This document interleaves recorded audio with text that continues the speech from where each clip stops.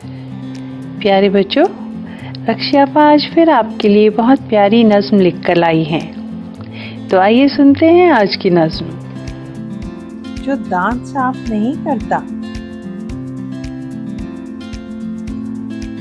छुप छुप कर खाते हो मीठा और मिठाई। मोटे भाई, अलमारी में कैंडी रखकर लॉक लगाया, बस्ते में चॉकलेट छुपाई। मोटे भाई, मीठे बिस्किट आइसक्रीम के ऊपर डाले, रसगुल्ले भी फ्रिज से जाकर कितने निकाले।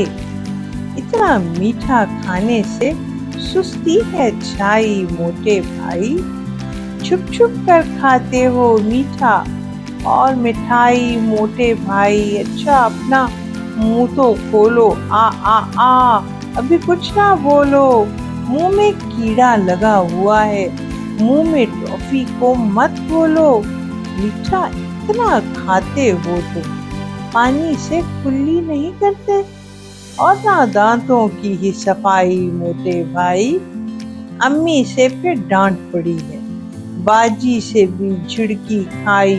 मोटे भाई, छुप छुप कर खाते हो मीठा और मिठाई। मोटे भाई, छुप छुप कर खाते हो मीठा और मिठाई। इतना मीठा खाने से सुस्ती है छाई, करते नहीं दांतों की सफाई। मोटे भाई, करते नहीं दांतों की सफाई।